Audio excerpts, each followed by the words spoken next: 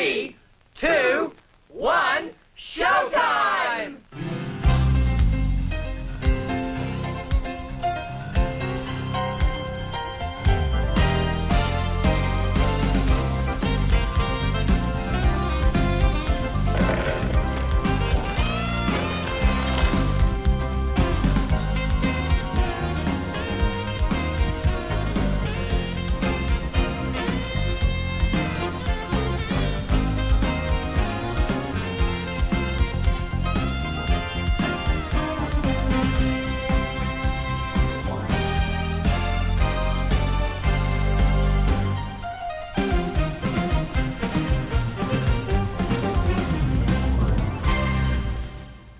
Eddie? Oh, CO. Hello, I'm Cade Thomas, and welcome to Double Feature Movie Club. It's the right angle, Diane. I was worried that it wasn't. Thank God. And I'm dressed as a scarecrow, and I'm here with Diane. Hola! Welcome to our Halloween spectacular. Yeah. We have spiders. We have scary clowns. Yeah. Mhm. We have Halloween candy. Yes. What else? This is, you know, like, do we want to say why we're dressed up this way? You probably do. Okay. Okay, yeah, I will. So we just got finished recording our Cade and Friends episode, our Halloween spooktacular for Cade and Friends, and in this set, which is why we are in this environment. And Ava just did say "OMG!" exclamation point. So appreciate that. When I typed in there that there was going to be there's going to be Halloween decor. Yeah. There's a lot of that. Yes, there's a lot. And and you don't even get to see the full part because we're just kind of over here in the corner. But there's past Diane over that way. There's a little bit more. You kind of see a sign there, and you can only kind of see the bit of the spiders and the ghosts. But tune in to Cade and Friends this Wednesday. We'll drop that episode, and it's with Krim, who does the music for Cade and Friends and for other projects that we've done, Ribbon and such. So that's his first episode. So what a cool guy. Yeah. He really is. What a cool dude. He's very interesting. Yeah. Yeah. He had a lot of interesting things to say. Yes. And some great dad jokes. Yes. And then also we had, let's not do that one. Oh yeah, we did. We did, here, hold that so it's on camera. We tried, this is a little tease to it. We tried all of the monster candies or cereals. That's what we did. And that was part of Lore Crimes. So we tried them all and ranked them, the 4 of them. And so look forward to that and to see which ones we like the most. We won't tell you here. You'll have to watch the thing. You have to watch. There was I would say a definitive loser. There was a definite loser that we all agreed on. We all agreed on that one. Now the other ones kind of fluctuated and everything, but there was a definite loser. So that's all we'll say about that one. Yeah, I didn't even know that they had Halloween cereal. Oh God! Slight accident, but no one was hurt. No one was hurt. Just a few little loose fruit brutes around. Yeah, so they're Count Chocula, Frankenberry, in case you need it, if you're our audio listeners, that Frankenberry, Bootberry, Fruit Brute. I'll remember that these are right at the floor where so hopefully I don't trip on it when we get done. So yeah, we talked about that. We talked about a lot of Halloween things. It's a fun episode. It's good. It was good. It was interesting. Yeah, we got to dress up and do some different things here, and I was very fun. That was that, and you'll see that whole thing there. I realize now, looking at you from this angle, who you actually remind me of with that hat. Oh, who is it? Jed Clampett. Oh, yeah, it's kind of like I was thinking. Kind of before your time. Oh, Beverly Hillbillies. Okay. But it's that whole Jed Clampett. I was thinking it seems very kind of more country or something. I don't know what it was. Yeah. So kind of I don't know, but yeah. That's we all did so. You have to see what Krim did. Actually, kind of on brand for the whole thing. Totally right? on brand. Yeah, he's a Halloween guy. Yeah. So, do that. We did not have enough time to prepare our other set, so we're here at the Cade and Friends set. So hopefully, with candy corn. Yeah. Yeah, and various things. You don't even get to see. There's a bunch of other stuff. There's Frankenstein's off camera. True. Yeah. So, so today though, what we're doing here is we're talking two indie sci-fi movies. We're talking The Vast of Night and the what's the High Life. High Life. Those are the two. That's our double features for this week. We'll get into our thoughts on those. But yeah, the similarities there. Indie sci-fi, this is this is one of my favorite genres. Yeah, I agree. Yeah. Yeah. I'm going to cough now. Oh, okay. That's one of your favorite genres. Yeah. So yeah, I agree. I've seen a lot of sci-fi. Now I do think the quality is probably it's very obvious in that genre, like of what you can do. Wow. That's fine. Yeah, if you click you got it. That just went down the wrong. That's fine. Way. Cool. And I think that you get that, and we haven't talked too much. I think we did, unintentionally last season or whatever, last half of the first season, we did two. Do you need something to drink or do you get you? You're good. Okay. Last season, which I'm starting to think we call this season 2. Just by the way, I think you were right on the first time. Whenever you said just calling this second part season 2, it makes things easier. But we talked Coherence and The Endless, and those were two indie sci-fi movies that couldn't be more different from each other.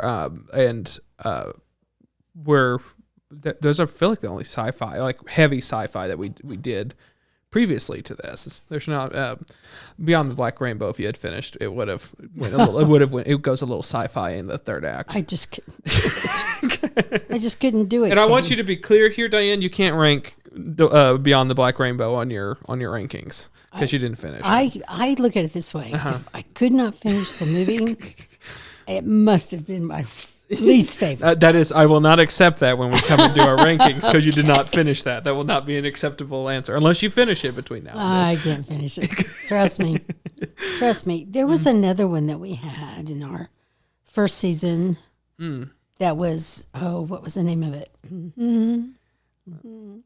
Oh, gosh. I'm trying to see. Lights Out. No. Oh, Freaks was kind of. Freaks, that was it. Mm-hmm. And I enjoyed that movie. Yeah, I think Freaks was one of my least. I think that's what we categorized it. Chronicle was kind of, it's superhero, but it kind of has some because it was realistic. But yeah, not really anything else. The whole indie sci-fi. Yeah, Arrival is one of my favorite movies, and it falls in that category. Yes, I like pretty. I mean, it's like I said, it's a broad category. But it is there's some really good ones. Like I said, we didn't like, we hated The Endless. I think that was our number one least favorite from last time. And then Coherence was one of my top 5. Yeah. And I think it showed. I mean, and I like Coherence a lot. So again, if we recommend it, was it one of my top 5 too? I think it was. I don't know. I don't remember that. Yeah. But I really did. I do like that. But okay, we're talking sci-fis again. Did you want to catch up anything? Say you wanted to say you was watching anything? Oh, just that it's Hallmark, Christmas movie weekend. Yeah. And I have missed every single movie. Oh, I'm sorry not happy about that, but not much I can do about it either. Yeah. What came out in theaters this week? I saw the Black Adam. Yeah, did you see it? I did. Seen it. I saw Black Adam. I saw it Thursday night when it came out. I've heard a lot of mixed things. People about have it. Different things. I mean, I think it's once again like I think it's a movie that most people. From what I like about it is from like a comics perspective and everything, and so I can get how people dislike it, but I also just think it's a superhero movie like all the rest. I think if Marvel put out that same movie, then people wouldn't have had as much of a issue, and critics wouldn't have had as much of an issue about it. But it's critics just don't like superhero movies. Marvel gets some pretty good things to it, but they also they adapt it to a genre, and they kind of and this one I think wears its comic bookness on its sleeve, which I enjoyed. I'm a huge fan of Dr. Fate, which is Pierce Brosnan's playing in this movie, and that's brilliant casting.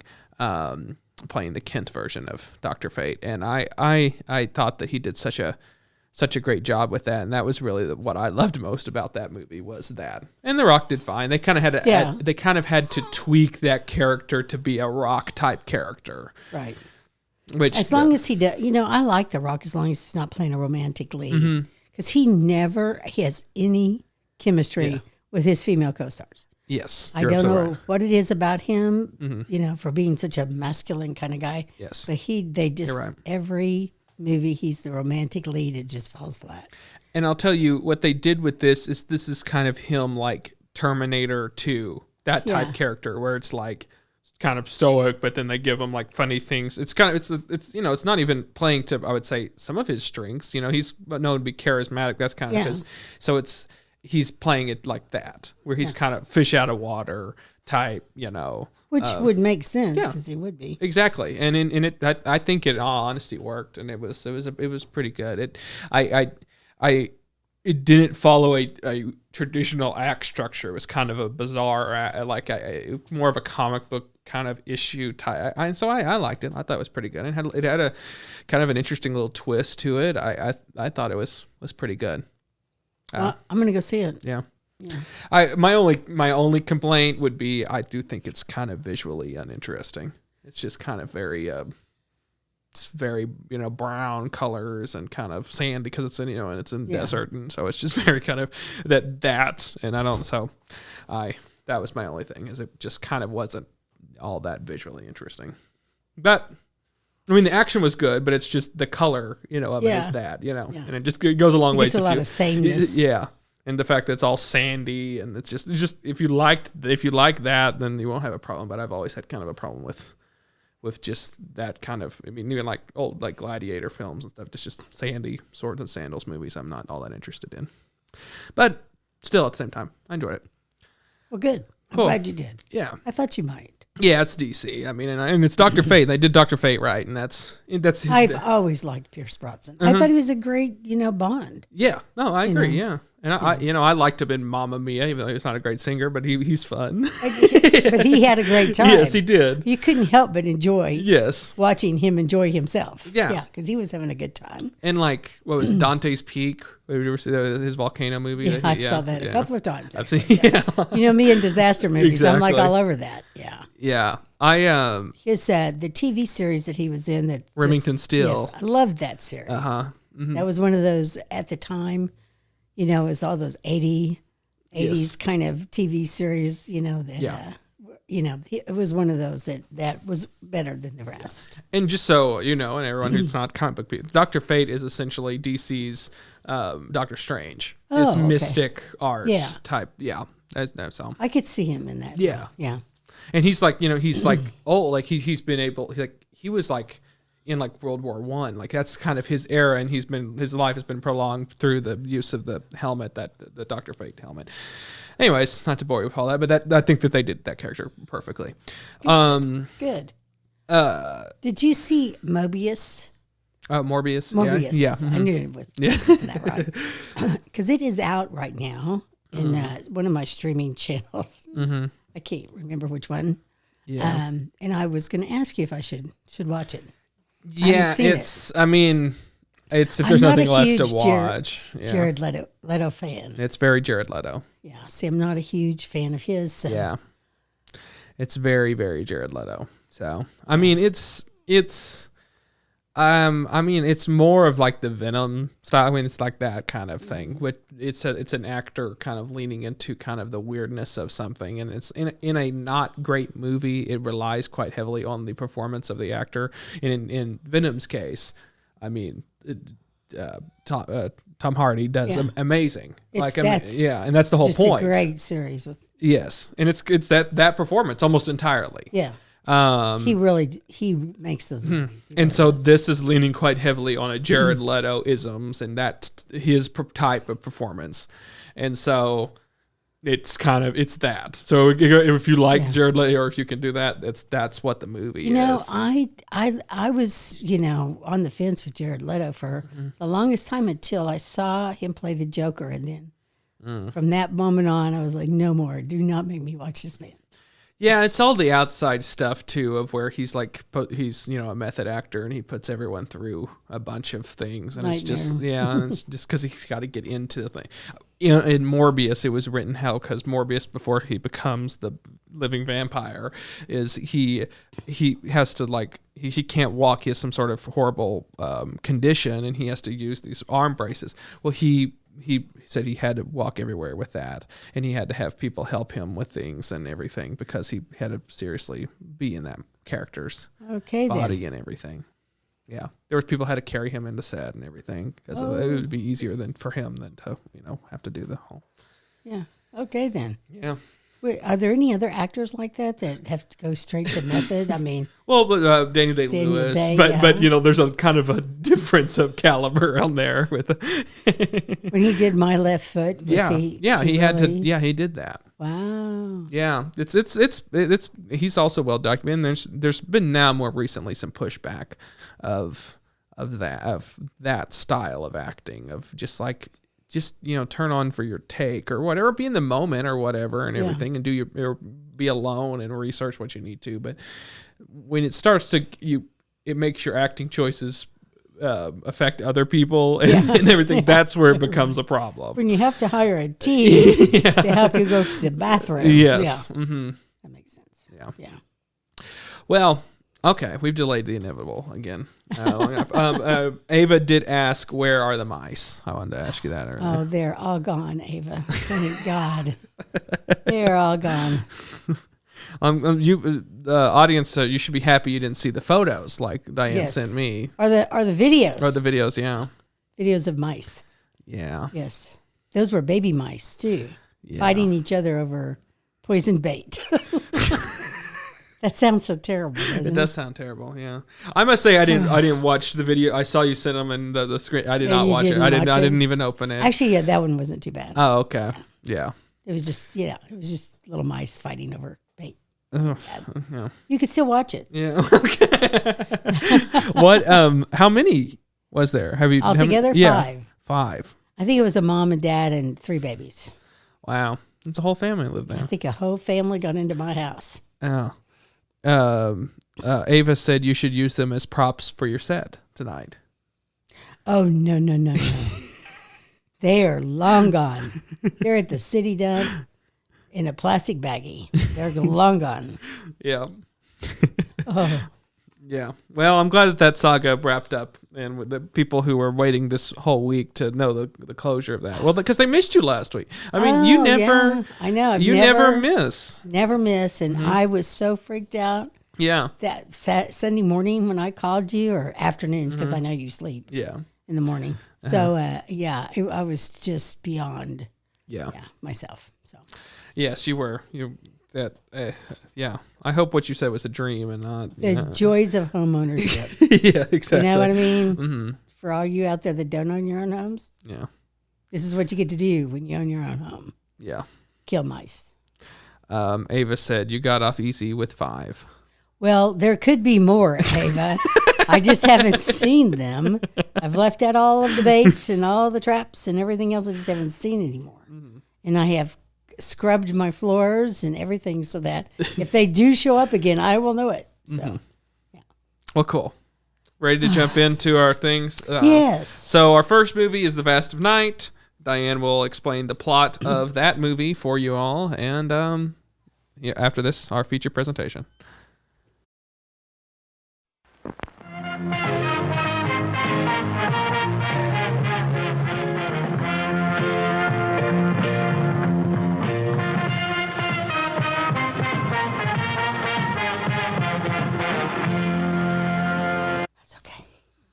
That pill has been there for a while. Okay. There you go, Diane.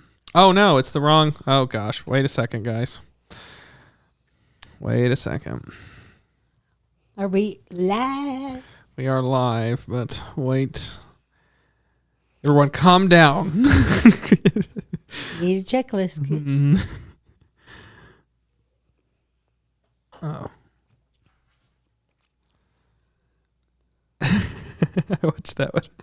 Okay, here we go. All this will be cut out of the other thing. There you go, Diane. It's correct on the screen now. Of The Vast of Night. Tell me when I can talk. You can talk now. I can talk now. The Vast of Night, indie sci-fi genre. It's a film directed by Andrew Patterson. It's distributed by Amazon Studios, so it's an Amazon original, which is free for those of you who stream Amazon. On the poster, it says both of the things you've said right now. Well, I didn't know.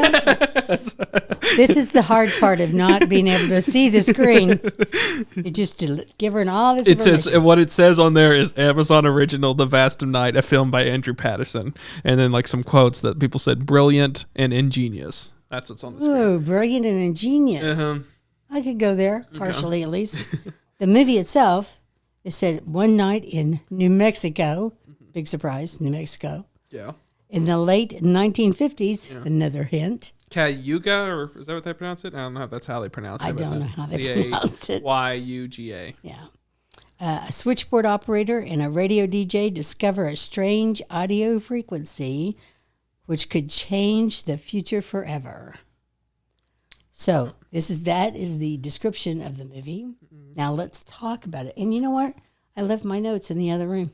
Let me go grab them. What are they in? It's in my notebook. It's sitting there on your table in there, I think. Okay. Well. Anyway, so let me tell you about this movie. Yeah. Tell people about the movie, and then I'll go grab that. Yeah. So the opening scenes of this movie is a school's prepping for a basketball game. They're getting ready to play their big rival school, and I got it. anyway, the big rival school from across the state or town, and they're setting up the announcers, and everybody's there getting ready, and you're meeting a lot of people in the first 15 minutes or so. That's going to be important in the movie as they prepare for this basketball game. The two main characters is a 16-year-old high school girl who also works as a switchboard operator and a radio DJ. And that's okay. Don't worry about it. I don't know where it's at. Anyway, and at the beginning of the film, she's come to him for help with her tape recorder. She's got a new tape recorder. It's 1950s tape recorder. And believe me, I have seen one of those. They actually have the little tapes. Oh, yeah. They're the little, reel to reel. And he promises he'll help her.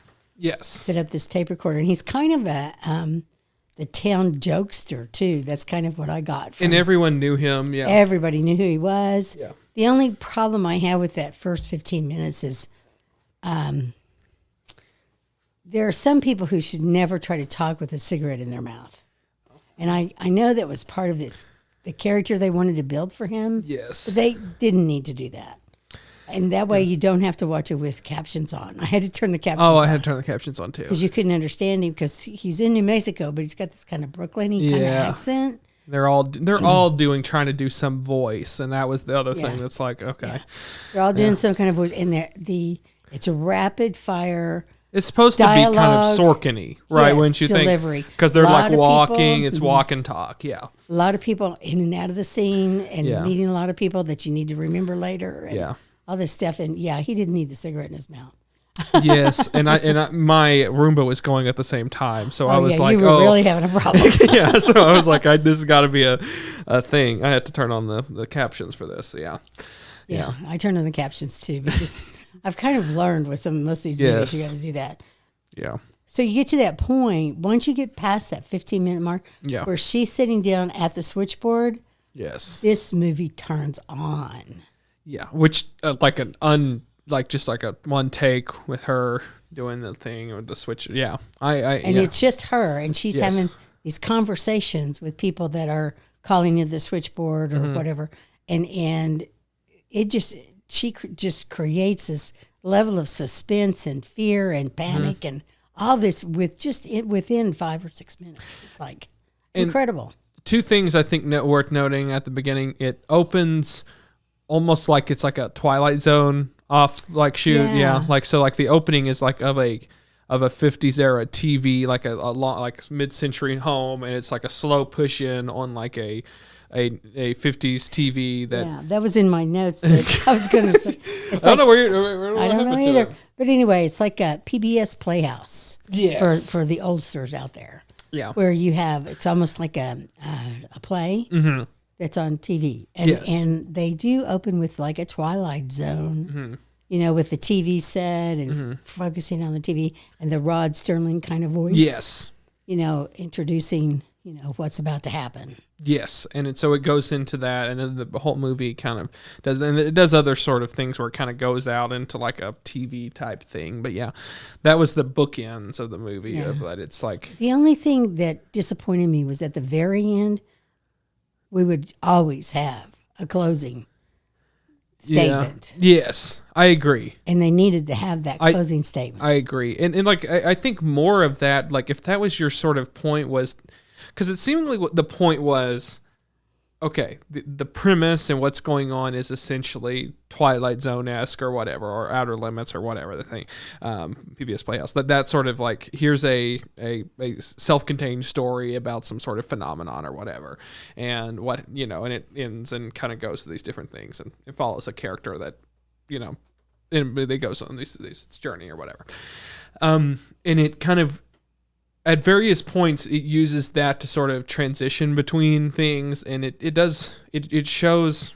Okay, let me rephrase where I was at before. So it's taking that perspective of in the opening, it's shot kind of like what that would look like, where kind of the framing was that, the fades, it was all very much of that time in like the first minute or whatever of the thing. Yeah. But then it gets into the show once it zooms into there, and it's more like a modern film. Like it's kind of purposefully a show, kind of like real time. I think would be the way of sort of saying it. It's shot real time and it's meant to feel real time. And the point I sort of see is like it's trying to like, here's a idea of this Twilight Zone episode, and here's like, actually we're going to sit with it for like a film length and kind of sit with these characters. What would it be like if these characters actually went through this sort of situation? And it would pull out every once in a while and show, okay, now this is what the actual show would have been. And it uses that to sort of transition between parts, because I think of like when she goes to the library, that was quite obviously shot like how it would have been in the show, where it has the fades and it's highly kind of stylized and the lighting's a little bit more moodier, and it jumps out to like that TV look. But because it would have been a lot more of the sort of suspense, her going and figuring out things. But what this shows is real time, what these characters would have been going through. That's the point I'm trying to make. And if that was the case, if that was the point, you're right. It needed a thing at the end more than what it did, because it was a Twilight Zone style ending. Right. It just needed a wrap up or something that kind of better ended that. Yeah. What did you think? I'm agreeing with you. That was a long way of saying I agree. I'm used to you doing that. What did you think about Billy, the guy who called into the radio station after he's the DJ has taken this frequency that the switchboard operator heard, and he's recorded it, and he's played it back on his radio show and asked anyone to call in if they knew what it was. Yes. And then a guy named Billy calls in. And what did you think about that sequence? I mean, there's no score behind it. I mean, it's just these two guys talking. And then like you would cut to like black or something whenever he would talk. It was kind of an odd little thing. Yeah, it was odd. In this film has a lot of like sequences. I think was the idea of like it's like here's a sequence where this happens, and they kind of do different things with how they tell this information, and kind of different visually. I don't know. I mean, first off, did you like this movie, right? Mm-hmm. Yeah. A lot of people really liked it. To me, it was fine. Yeah. That's kind of where it ended up with. It's not anything to me spectacular. And so there were moments where it was spectacular.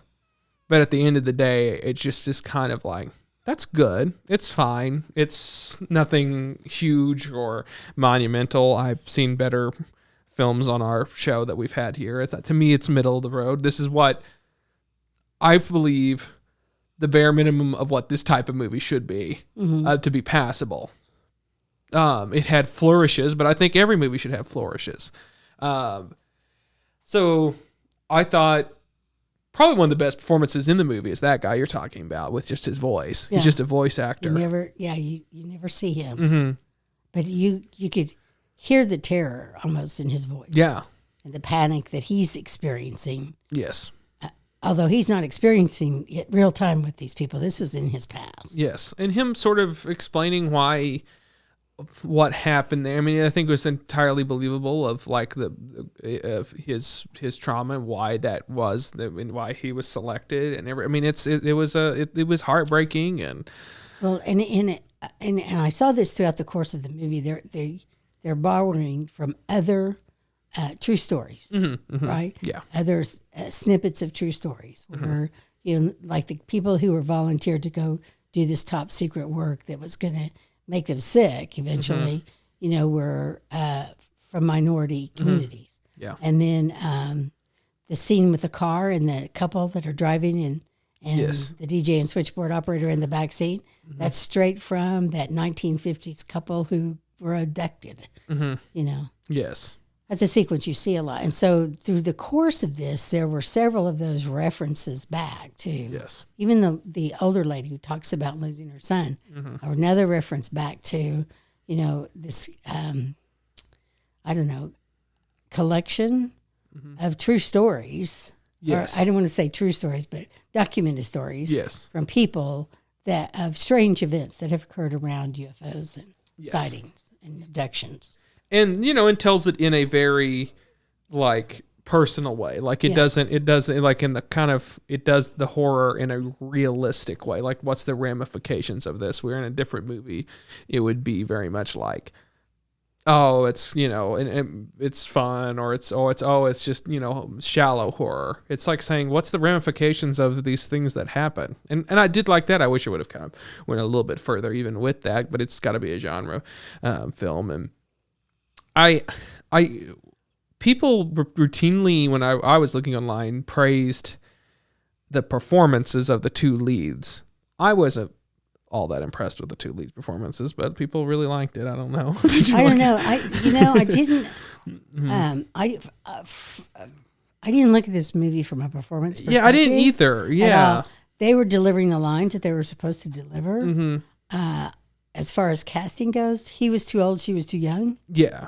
It was just weird in that sense. And they played it like, they also played it that way. He played it too old, and he was too old. And then she played it too young too. Yeah. If they're supposed to be of the same age and everything. Yeah, it was. I don't know that they were supposed to be the same age, but not that far apart. Yeah. So it made it kind of really weird. They had this friendship. Yeah. It was almost a little bit icky. It was. And and she, like the running, there was just a few things that I don't like. She played it like a comedy, but like the jokes weren't land. Like it was bizarre, her performance, and then I think some of it was set in the 50s, so nobody had cars, and she's 16, and that's probably what she did was ride bikes and run wherever she went. But to I get that, but playing that as a panic that you don't get in a car, instead you run 5 miles. Yeah, that was a little bit absurd to me. And I didn't see that really as her playing as comedic as much as the story writers. She ran comedically. The point, like she was kind of hustling, kind of comedically. Yeah, women don't run. They really don't. I saw a great interview one time with the guy who plays James Bond, his wife, Rachel. What's her name? Oh, you know who I'm talking about. You can ask Google. Is it? Yeah. Oh no, she's not on. Well, you can ask it still. It's 4? Yeah. Who are you asking? Right, ask it. I have to turn it on. Right? Yeah. No, okay. Oh, yes, you do. Yeah. Okay. Hey Google, what's the name of Daniel Craig's wife? Daniel Craig has been married to Rachel Weisz since 2011. Thank you. Rachel Weisz. I need to have that in my house. I guess I use realized Suri they a were lot. married. I know both of them. Yeah. Yeah. And so I saw her in her interview when she did The Bourne Legacy. Mm-hmm. And she was talking about how she had to run through, this one scene where she has to run. Mm-hmm. And, they kept making her do it over and over. And then the guy that was in the movie with her, he said, girls don't run right in movies. So he told her to bring her elbows in and all this stuff so that she didn't look stupid running. But yeah, so something about women and running just doesn't work. But Yeah, anyway. I feel like she was playing it up, but I think that was I don't know. It was to me, both of the leads' performances were bizarre performances, but also I think that they were written kind of bizarrely. Yeah.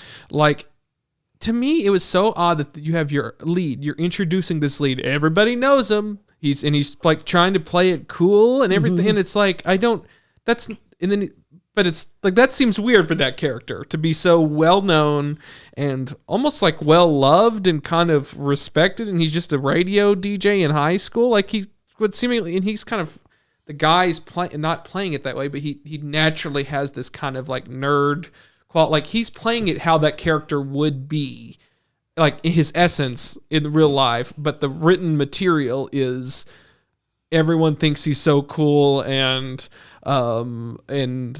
unique, and everyone knows him and like says hi to him, but that seems bizarre to me. Yeah. In real life. I don't think he was a high schooler, first off, and I think he was the town's most popular DJ.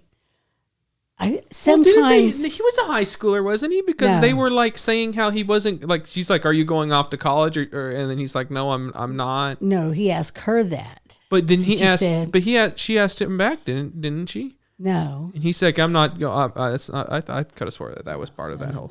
No, she said, "What are you going to do?" And he said, "I want to go out west. That's where radio's happening these days." But anyway. Oh, okay. Well, I didn't get that. Maybe you're right. Then that is even more of an odd relation. Here's how I looked at it. And you can correct me if you can disagree with me or not. But sometimes when people are writing people in the 50s, they're basing those characters on what they've seen in movies. Yeah.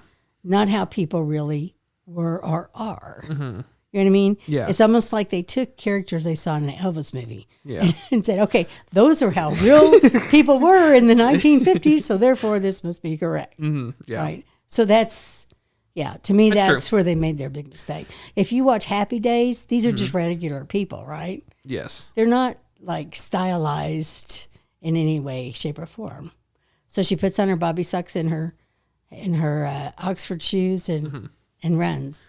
And she must run like this girls that we've all seen in 50 movies. Yes. Run. But that's not really how girls run. Yeah. Yeah. But it's almost like the characters were written to be this stylized. And I guess that would make sense if the point is like this is taking place within a 50s TV show or something, you know? Like if that's the point, like that these characters are like, they're caricatures on the level because they are in the 50s TV show, but we're kind of breaking through that surface with the movie. I don't know either. They weren't, it wasn't presented that way. Exact. Like there was a way to sort of tell that a little bit, but if that was the point of that. Mm-hmm. I'll tell you the biggest highlight of the movie is that one shot. And that's what everyone talks about. I mean, that 14-minute one shot scene of it going across town. That's spectacular. It really was. When I watched it, I thought, Cade's going to tell me how they did that. Well, and I did some research of that, and I guess like the director, he would not say how that's sort of done. He wouldn't answer sort of because he's like, it's in camera, but there's quite obviously there's got to be breaks, but I'll tell you, it's got to be some of the best like breaks because typically the way you do that is you'll have something go across the screen, and that's where you hide. I mean, Birdman quite obviously made a whole film that way, but it's quite obviously a lot of times if they go through a dark spot and that's where your cut is, or someone crosses in front of the camera and that's where you hide your cut. I think of like the one shot in Atomic Blonde, the fight scene that I love so much. There's quite a lot of like digital trickery of she flings her coat across the screen, and there's quite, and you have to hide them a little bit. This is for such a low budget and everything, quite honestly, one of the best sequences I've seen of that. Yeah, I was thinking the same thing. I know that's in my notes somewhere. I was going to say, Cade, how the hell did they do that? Well, 'cause they went from this basketball game. Well, it started at the switchboard. Yeah, it follows it's because the switchboard's in this like downtown area, and it's this town's empty because they're all at a basketball game. Yeah, people didn't watch a movie. That's what's happening. Everyone's at a basketball game except for the two leads. One's across town at the radio station. The other one's across town at the switchboard place. She's doing it. Tracks out of the switchboard. The doors open. It follows out of that location down this downtown alley. So it goes from inside of the building of where she's at to outside of the building onto past all this road, going through yards and through like by houses. It's off of paved roads, and then it goes to a school where there's all these 1950s cars parked outside of it. Past all that, through the opening doors of the. I mean, this went across town already. To be clear, goes through the opening doors of the gymnasium where the football game's happening. A huge crowd scene where the whole football game's happening. A bunch of extras, all dressed in 1950s gear, through a whole crowd there, down through a basketball court where all these people are playing basketball and everything as it's happening, goes back up the other bleachers, past a bunch of other extras in a crowd, goes out the window of that building, drops down to a ground, goes back, moving across town again through all of this town, goes to a radio station where the guy's at. He's outside smoking a cigarette, passes him and goes into the radio station to a phone that's ringing. Yeah. That's the one shot that takes place over like 14 minutes, and it's spectacular. It is amazing. And it's almost like this is the view from the entity. Mm-hmm. You know, that this is how the entity is visualizing this world. Yeah, and so it's quite obvious, like they had to, essentially it had to be a Steadicam operator, someone who pushes through that house, gets onto some sort of, they had said like there's some sort of like mobile or, some sort of ATV, something that then takes them through. It's got to all be someone on a camera, holding a Steadicam camera that goes through it all. The one thing that does not make complete sense is the window thing of how they get out of the window. Like they'd had to have had some sort of, lift. There'd be a lot of pass-offs to get this all done, and then some sort of lift or something that goes out of the window and out. It's very amazing. It's amazing for me to even notice it. It's pretty amazing. But it's like 14 minute segment sequence. Yeah, and and the other couple of other notes that I can remember writing down was that they did a really good job of making it suspenseful.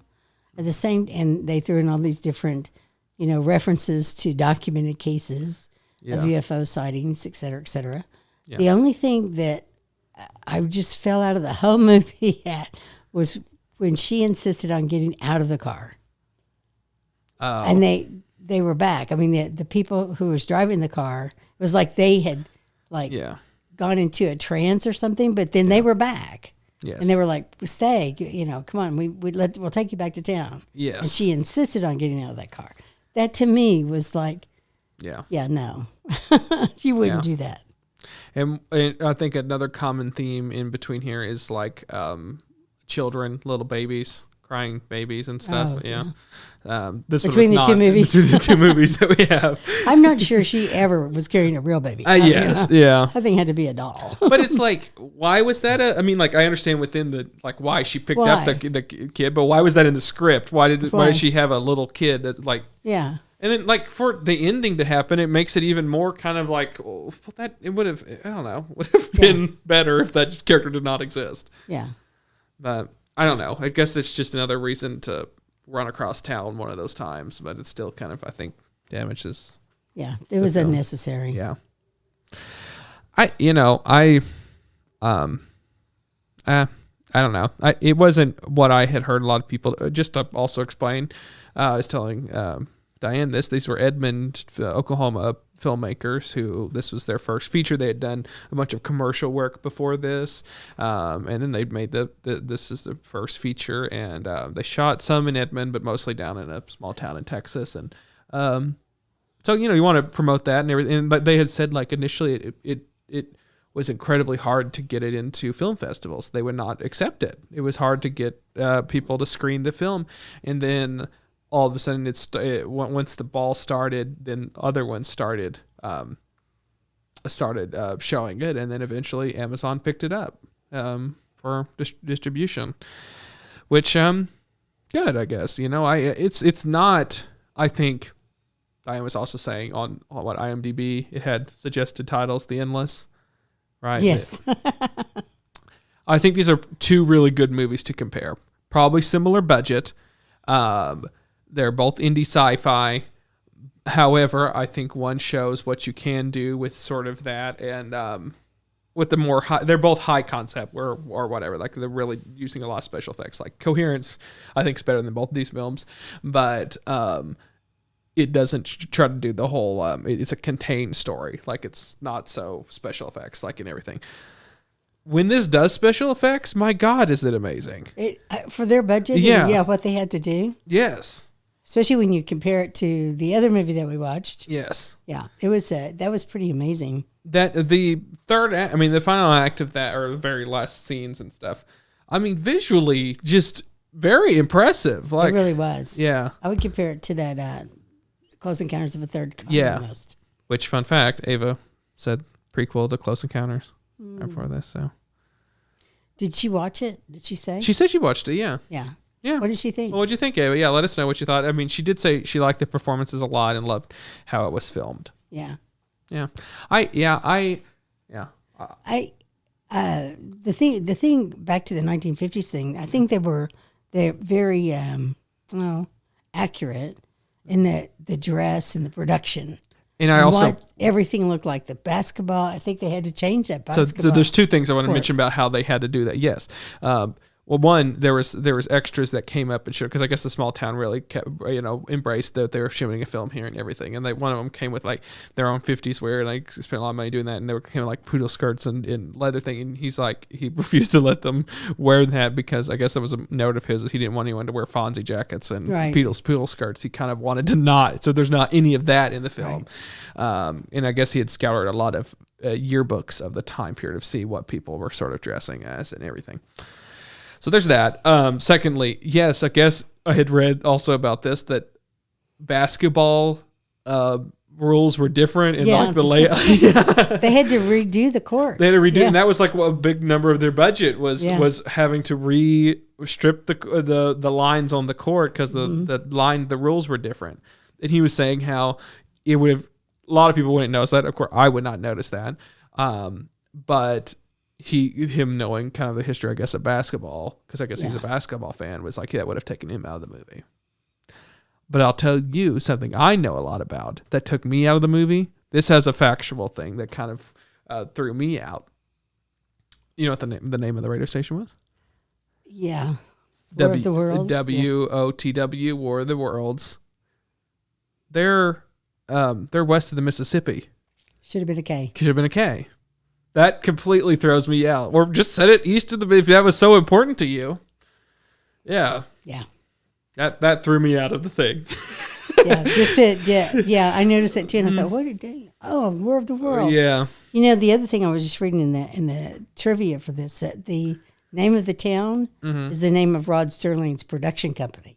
Oh. That's where it comes from. I don't know how you pronounce it, but that's where it comes from. Yes. Well, it was a good concept. Yeah. I think a good script. I think there's, always things that, Yeah, no, I don't hate the movie. I just there was some amazing cinematography in it. Oh my goodness, yeah. Yeah. And there was also some bad cinematography. Like there were times in which it was like it was obvious that they put what they spent their time on, and there was other things that was kind of like not the greatest. But they're having to. They were even saying like lighting that. Tracking that tracking scene is extraordinary. There's nothing really short of that. That's an extraordinary feat. It's worth seeing the movie for that. And an interesting movie. It kept me entertained, and I enjoyed it. And I would recommend it. Yeah. Okay. So you'd recommend it? What do you want to Oh my rate gosh. your? I forgot I had to do drinks. Uh-huh. I don't have very many drinks to work with. I don't know. I haven't thought about it. I'll do mine. You do yours. First off, I will say, as much as I said all that things about what I said about, I liked it. I wouldn't say I loved it. I think Arrival was better. The Endless was worse. Yes. I think that's a fair thing to say. I thought it was good. It was good. I'll give it a UFO.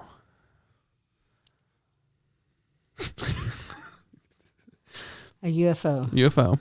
Okay. Do you want a Space Invader as your one?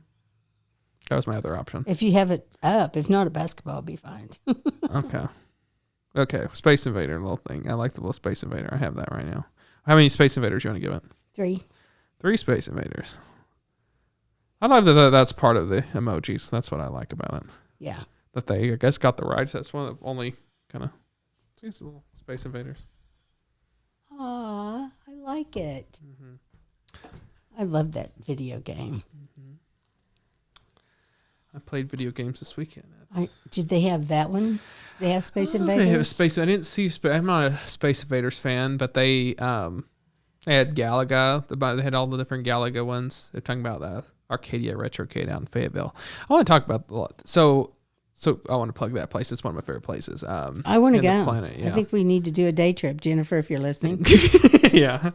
They got, I love Rally X. I got the top score on that. I got third on Galaga. Someone had like 9,999. 99999. Well, but I got, yeah. But I got the third high score, and I don't know when they reset it or whatever. Got the top high score on Super Pac-Man. Of course. Yeah. There's a bunch of kids trying to play Super Pac-Man. I'm like, you don't know the difference between these. So I had to like wait and kind of play Dig Dug and a few things around there. It's kind of how I feel when we're talking about sugary monster cereals. I'm like, what the heck? That's their thing. Yeah. Okay. Well, that was me getting back at them for playing my game. Yeah. There you go. And I got to play it, and I got top score because I know how to play Super Pac-Man. That specific, they have a speed up version of Mrs. Pac-Man, which is kind of, once you play the speed up version of Mrs. Pac-Man, you never want to ever play the slow one. It's like it's in slow motion after that. Exactly. And you kind of forget, I'm like, oh yeah. But I did want to mention, right next door is it's a Summer Moon Coffee. It's a chain. Oh yeah. And it's first time trying it. They're out of like Austin, Texas. And quite honestly, one of the best coffees I've ever had. Wow. And they were, so they're a chain out of Austin, Texas. There's some, I guess, in OKC. I've never seen that. Yeah, one in Edmond, it looks like. Mm-hmm. Yukon. Yes, and there's up in Kansas City. I don't know why we don't have any. We should, because if they're in like Kansas City and Northwest Arkansas and Oklahoma City, and they're even kind of far different ways. But I'll tell you, really great. And I was like, okay, well, what's your kind of deal there? Because their menu was kind of bizarre and everything. And she was like, well, what we're known for is we have these our Summer Moon thing, which is these. We're known for our sweet cream and espresso. Oh yeah. And so they had favorite. They had 4 different sort of versions, and you get like a full moon, which is almost all sweet cream and just very little coffee, and then you can get and then like some of them like part it with like skim milk and whatever, and then coffee, you get more coffee, which go down, whatever. And the most popular is like just the half moon and everything, and great, really, really, really great. They have them in Dallas too, Keller. Yeah. Fort Worth. So I'd highly recommend it if anyone has a. When I was a kid, my grandparents had a dairy farm, and they would they'd milk the cows at like 4 a.m, and they put all the milk into this ice cold vat, and the milk truck would come and empty the vat every couple of days. But it was it was huge, and it was ice cold in there. My grandmother would take and the cream, it separates, and she would take the cream off. Now that's what you make butter with. Yeah. But she would take that cream and she'd make coffee. And for the kids, she would put about like a ½ inch of coffee and 2 inches of cream with sugar. And I mean, to this day, that is like the comfort drink for me. Yeah. And I never do it because it can't be good for you. Yeah. But to me, that's the best tasting coffee ever. Yeah. I drink half and half in my coffee. Yeah. But that just a little bit of coffee and a whole lot of cream. Yeah, no, I really liked it. I do think seemingly there were some in Tennessee. I looked up where they were all at, and there's one in Wisconsin. So there's there. Oh, up there by Ava. Yeah, exactly. I don't know Ava's where not in a Wisconsin. coffee drinker, but well, maybe you get the full moon and get only just the tiny little taste of. Yeah, the tiny little taste. I kind of want to try all the different episodes, and it's like they got a cool brand, and they had like a bunch of like merch there. It was it was a really cool little spot. So really did like that. It got me through to get back and decorate this place. So. I know, because I talked to you were in Fayetteville last night, and I was like, "Have you watched the movies yet?" Nope. Hadn't watched the movies and hadn't decorated the place, but we're and here we are. Here we are. Spooktacular. Ava gave it 3 radios, just by the way, just to finish radio. That was a good one too. Okay. We're gonna go into our second movie of the night. It is High Life. I guess I'll describe that plot of that. And we'll see you back after these our intermission. Be sure to grab some snacks from the concession stand.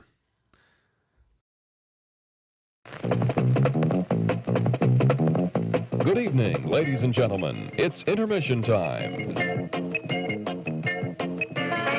All these delicious treats are waiting for you at the refreshment stand. Delicious fresh popcorn, ice-cold cola, and candy you know and love. They're all ready for you now, so you won't have to miss any of the feature.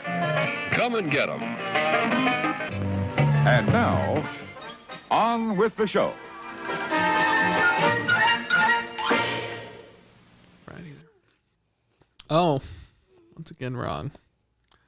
Wait a second, guys. There we go. High Life. Can't believe I'm still dressed as a scarecrow. You're still dressed like Jed Kepler. Yeah. That's what you're dressed like. High Life. The screen says High Life A24, and there's a picture of Robert Pattinson. That's the movie. It opens with him. His name's Monty. He has a baby in the beginning of the opening of the movie. Is him on a space station with a baby who just cries and cries and cries and cries, and he drops a tool and it makes because it cries, and it's awful, and it's first 20 minutes is Robert Pattinson dealing with a crying baby in a space station. And you're like, what's the deal about this? Is this the whole movie just going to be him and a crying baby? And it's not even like, oh, it's me saying it's a crying baby. It's Diane, will you back me up here? The baby's crying like 99% of the time. I had to put it on mute. I can't with that noise. It's the worst noise. He's out there doing a spacewalk, trying to fix something on the outside of the space. Can you not turn off the noise on your helmet or something? Yeah, really. And this child screams in his ear. This is the opening of the film. He drops the wrench that he's working with. And I still don't quite get the point. Why the film opens. Like, at the end of the day, what was the point of, like, showing the fact that he was with a baby and it was crying all the time? Like, what was... Do you get it? Diane's shaking her head at me. She's not on camera right now. I don't know the point of, like, why that was the opening of the film. Like, I mean, that's your selling point. And from that point on, there's a bunch of flashbacks and tells what sort of happens. I mean, the film's told in a non-linear fashion, so it jumps back and forth in various points.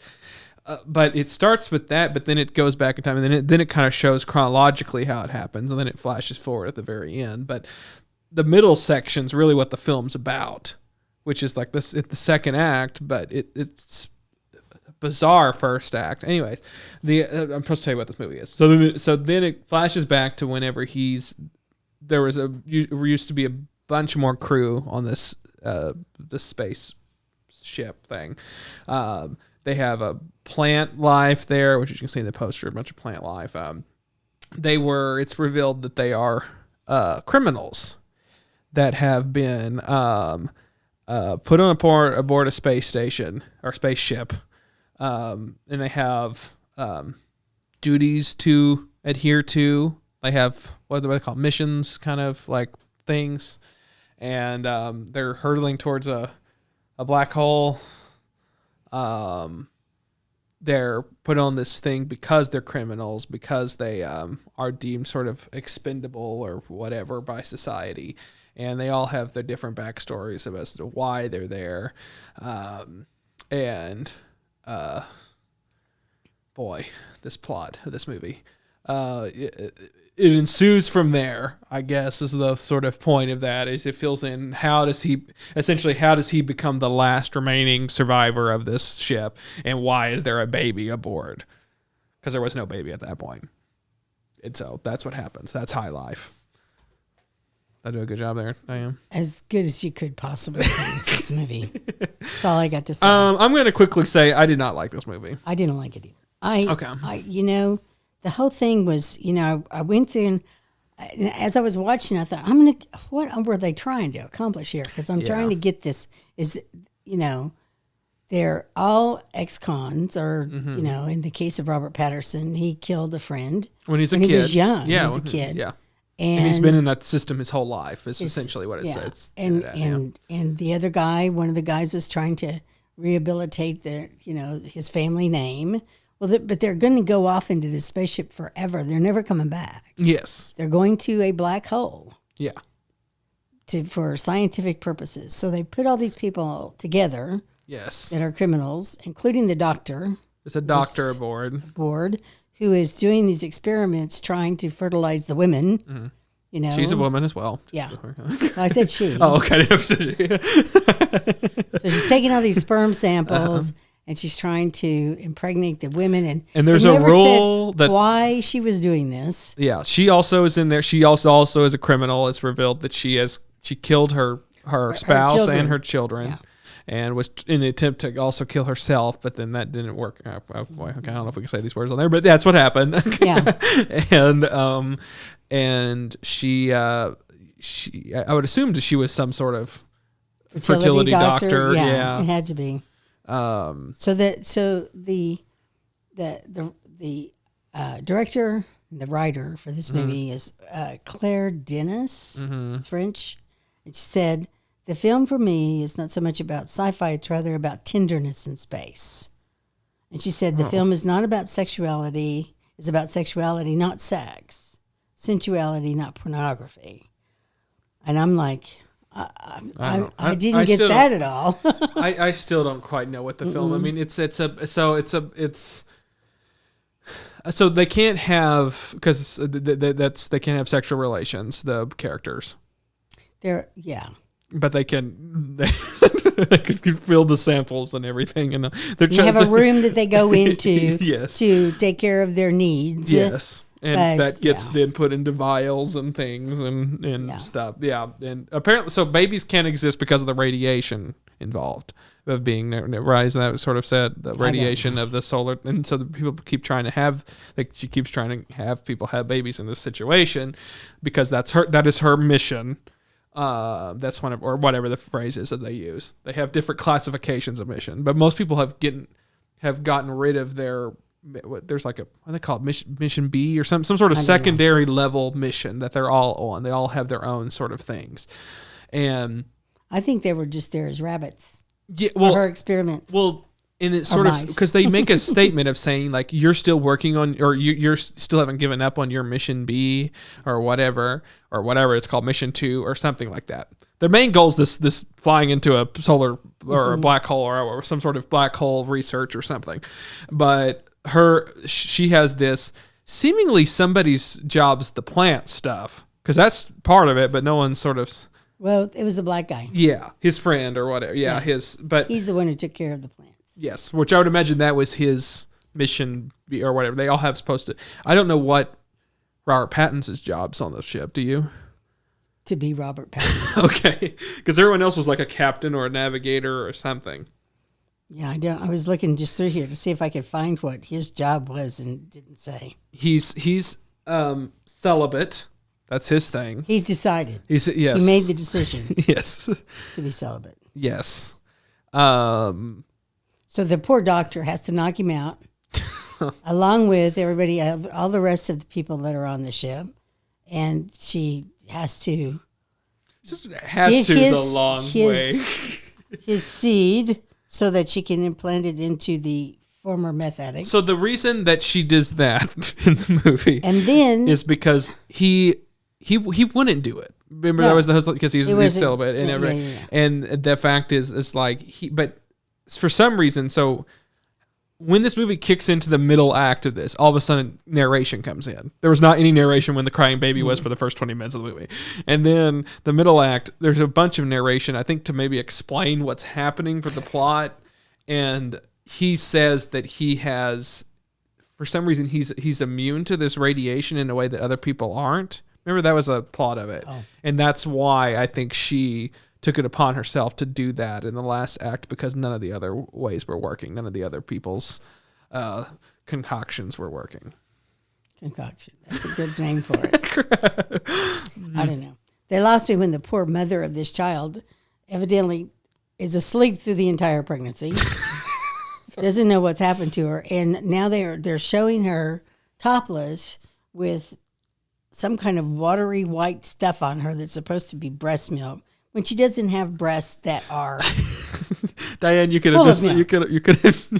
And I'm like, okay, this has got to be some guy's idea. Well, that's what I would assume too. This whole like that's that. So just even the writing of the villain lady was like very.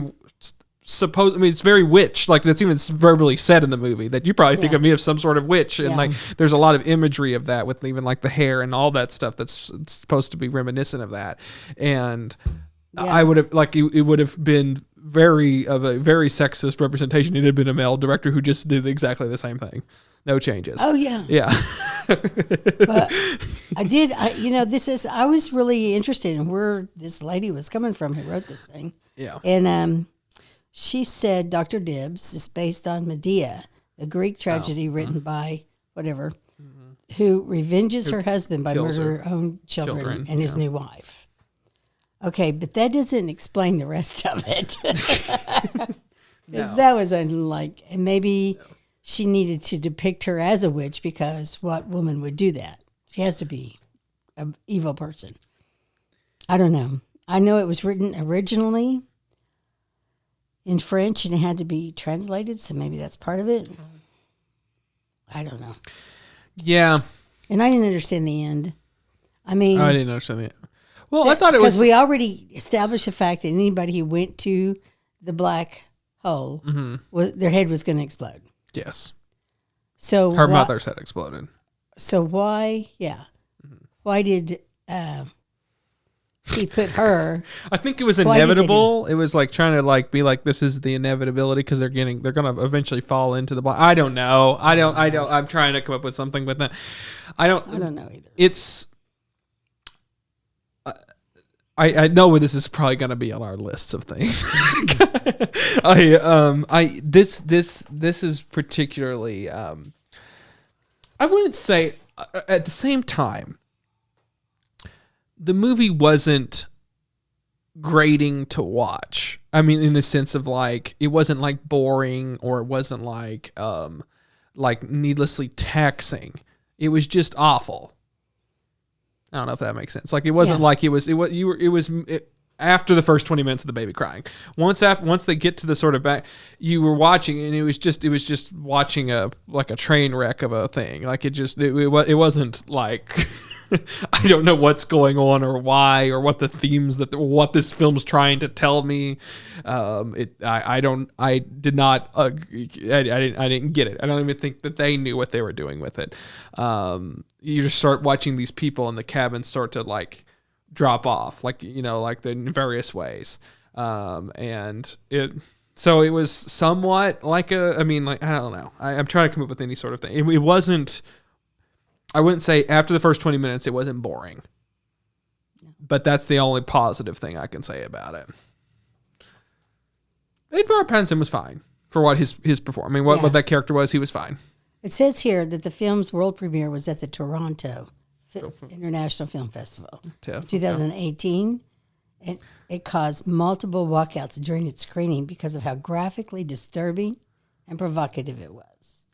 Despite its divisive reactions from the audience, the movie was well received from film critics. Attending the festival. So what was the awful, horrible Well, you thing? know, it's tough because we're watching it on a TV set and they're watching it on a big screen.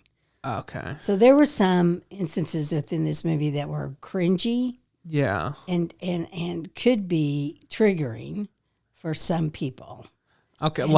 Yeah. Okay. Yeah. And but that's to when walk that out that late person's- into a that's really late in the movie for people to walk out. Well, no, I think it starts a little earlier than when she goes into the room. Oh. That was kind of like, oh my. Oh, that one. Okay. Get your freak on there, girl. Yeah, that was an extended sequence. Of- But would that be disturbing? I don't know. I don't know. That was the part I don't where know either. But yeah, but there's they did have people walk out, which always happens. These people go to 8 movies a day, and I think at a if certain you're like done with baby crying after 15 minutes, you walk out. now that is a fair thing. That it is. I think it's the personification of why they walked Yeah. out. I believe people walked out of this movie. Yeah. If there was at TIFF, there's 200 films going on right now, and if I'm like, okay, I'm going to go see this A24. I don't know if A24 they probably picked it up there. I don't know, but I'm going to go see this Robert Pattinson movie, and he's a good actor and everything, and it's got Mia Goth and everything. That should be a good movie. It's a space movie. I love science fiction. I would have probably showed up to see it if there was nothing else really running at that point that was more interesting or whatever to me. It would probably be up on my list. And I go there and there's 20 minutes of this baby crying. I probably would. Okay, there's other films that are playing right now. I'm pretty sure the only people who actually saw this movie after the film festival thing were Robert Pattinson fans. Yeah. And it would have to be the hardcore Robert Pattinson fans. Which he has quite a few. He does. I mean, that's why you can always look on an IMDb page for any movie he's in, and it's full because he has so many fans that will go in and update that stuff. But just as a fun fact, he, the baby was a friend of his child because they had hired these 2 twins to play, and they would not stop crying. 100%. Well, so I did like that there was that shot where he was walking with the kid, and there was the feet was trying with the walk. That was a cool shot. That's the first time that baby had taken its first steps, and it's in the movie. Oh wow! Isn't that cool? Now his beautiful friends shot. were there. Yeah, that own this baby. It's their child. Yeah, but yeah, they actually got that on film, and it's in a movie. And this child will grow up and say, "My first steps are in this movie." And it's brilliantly shot. I mean, to get is. that, and then having to track it with the focus. I mean, it's a beautiful shot. Yeah, it is. And can you imagine the parents going, "She walked for him"? Yeah. Yeah. I've been trying to get her to do that for 2 months. Yeah. Yeah, that was good. And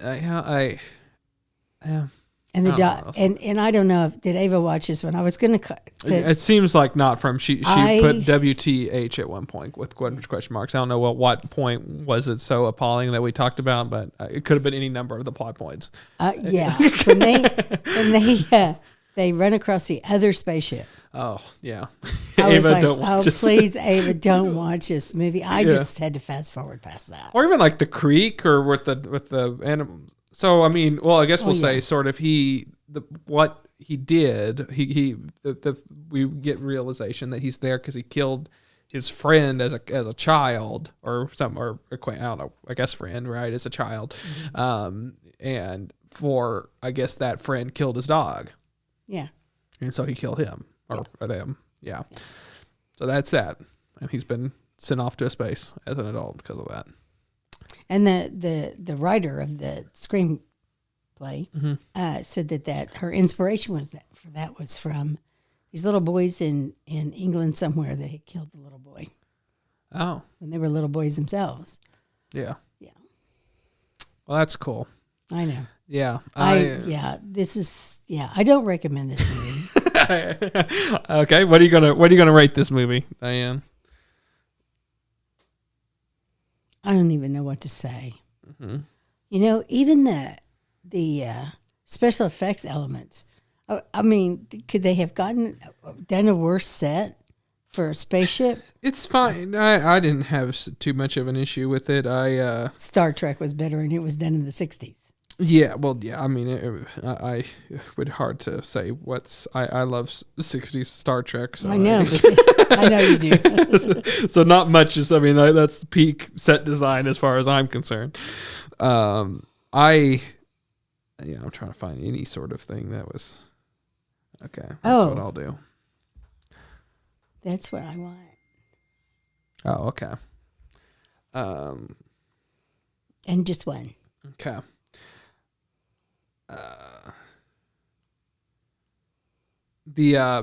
Okay. So yours. So lead up again. Would you recommend this movie, Diane? Did I just say no? I wouldn't recommend this movie. Bypass it if you can. Yes. So she's giving it the poo emoji. The poo emoji. That's sweet. That's so sweet. That's what they call it. That's the official, I guess, name of it. And I'll give it turd. And I'll give it spaceship. I probably should just give it something also bad. It's not good. It's not a good movie. They did have a circular spaceship too. We could have used for the last movie. That's what I did. Yeah. I did. You did? That's what mine was. The UFO. Yeah. And I do the one. I don't even think this thing deserves a spaceship. Oh, it doesn't. It seems like I'm trying to give it high praise or something. Do I give it a little plant? You could do that. That makes it. I revoke my spaceship. Spaceship seems too amazing. This is not that.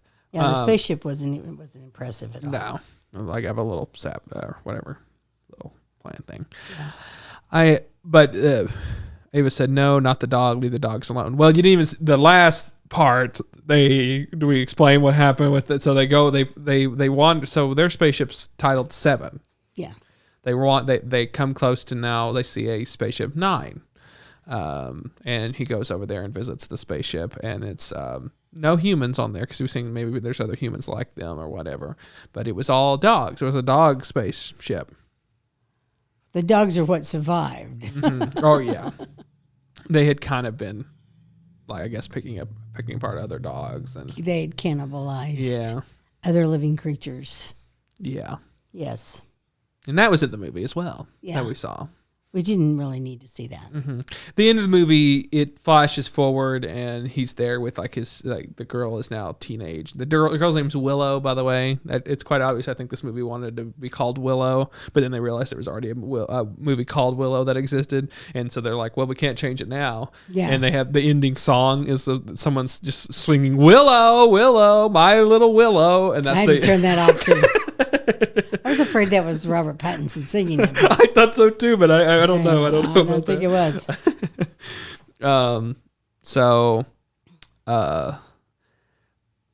Ava said, give it -1 starship. That's good. A negative starship. A negative starship, yeah. So don't waste your time with this one. Yeah, folks. I would also not recommend this one. I would say don't just avoid it. It's not worth it. I keep, sometimes movies, they start off bad, but then they kind of like, oh, that was the whole point of it. Like a Beyond the Black Rainbow. But this whatever. One great.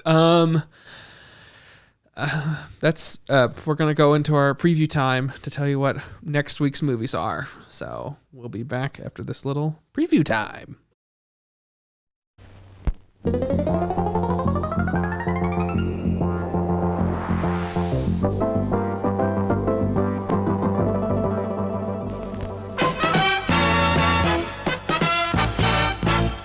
And now, preview time.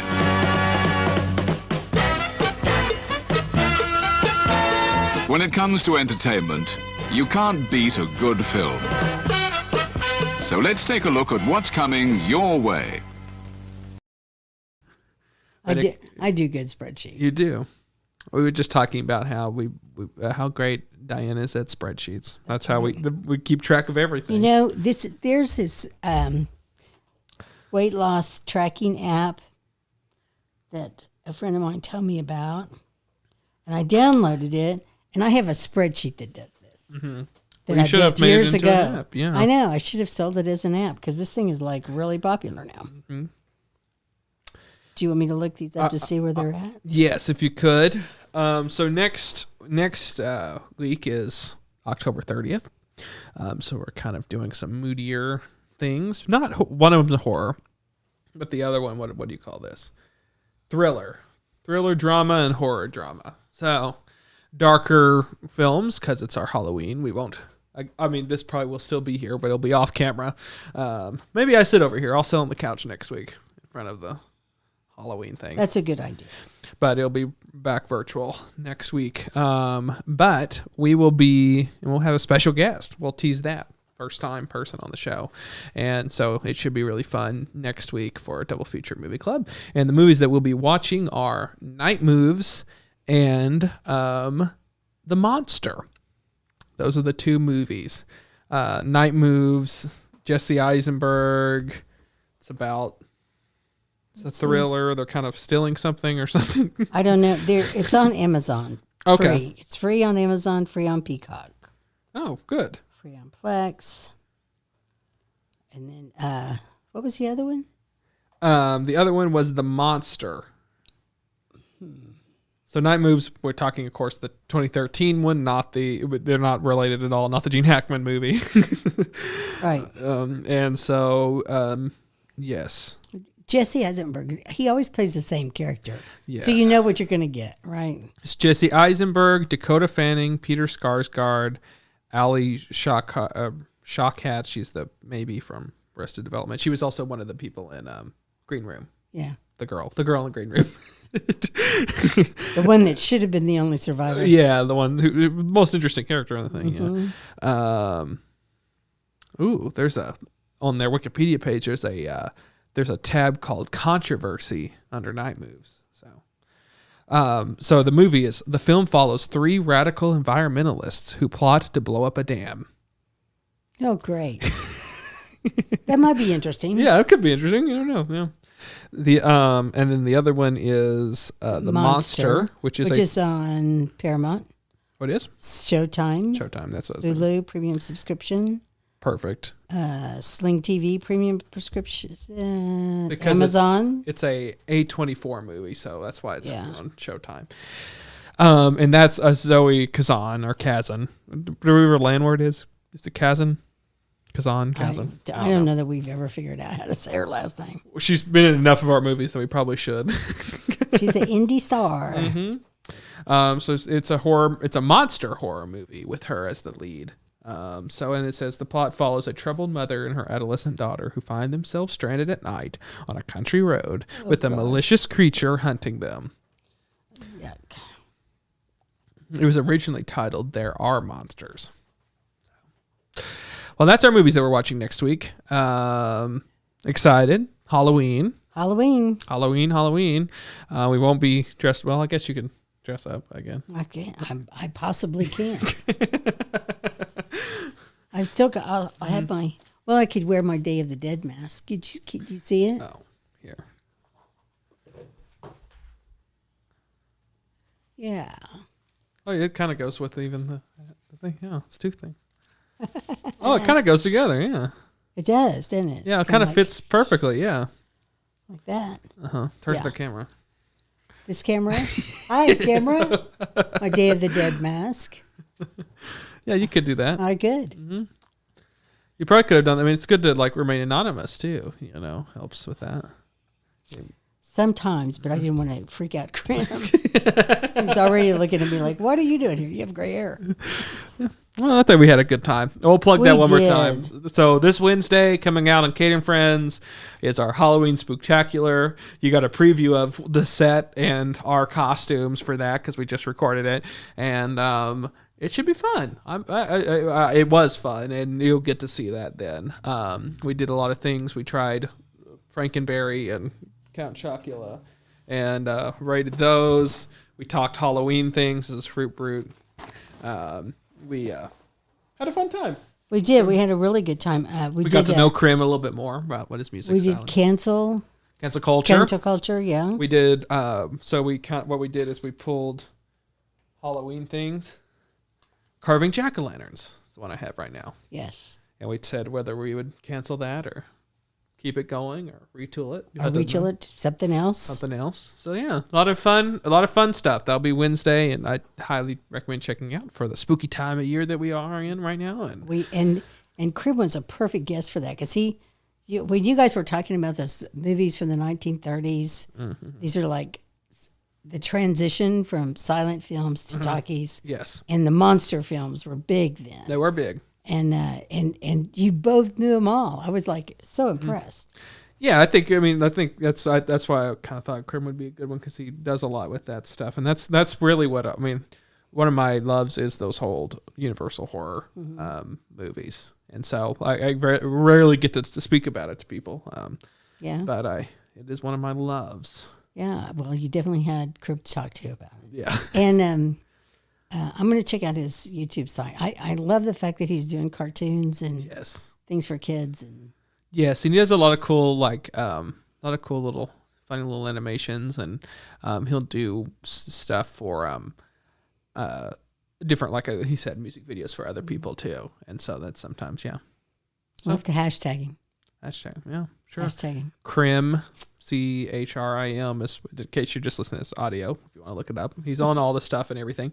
But yeah, this is Double Feature Movie Club. It was a fun time. Like I said, you can watch our other podcasts, Cade and Friends, or you can join us next week for what was the first one? The first one was Night Moves, and then The Monster. That's right. Right here. Yes. Oh. Hit all the buttons. Like, subscribe. We also, if you're interested, if you listen to this as a podcast, you can listen to it live on youtube.com/Cade Thomas or twitch.tv / the Cade Thomas. We stream live here Sunday nights where we talk about the movies that we watched, the 2 movies that we watched, and then we put it out later as a podcast. So if you want to listen to this again, if you missed it and you want to listen to it again, it'll be up Monday mornings, available as a podcast. In case you want to hear, maybe we talked about you. Yeah, that's good. Yeah. We talk about people sometimes. We do. Yeah. Yeah. We mentioned Jennifer. Yeah, that's true. Yeah. We talk about Ava all the time. Yeah, we do. She's one of our faves. Yeah, she is one of our faves. And I think she's back on later in the season, I think. I don't know. Yeah. Try to get her to come down to Tulsa is what we need. Yeah. We have a nice set. Right now we're on the Cade and Friends set, but we have elsewhere somewhere we have another set. I mean, they're going to get snow where she lives any day now, I'm sure. Oh, yeah. Probably. Yeah. So that seems. Yeah, she should head south. Yeah. She should head south. Yeah. You're right. You're right about that. Yeah. Well, great. Thanks for joining us. That's been the 25th episode of Double Feature. 25th episode. Also important, I was telling Diane before this, it's every 5, Diane and I do one alone. It's intentional. It's very intentional. Yeah, we plan it that way. It's all planned. Yeah, it's all planned. Yeah. Can't you tell this is incredibly well planned? Yeah. Well, great. See you next week. Night Moves and The Monster. Good night. Good night. Bye.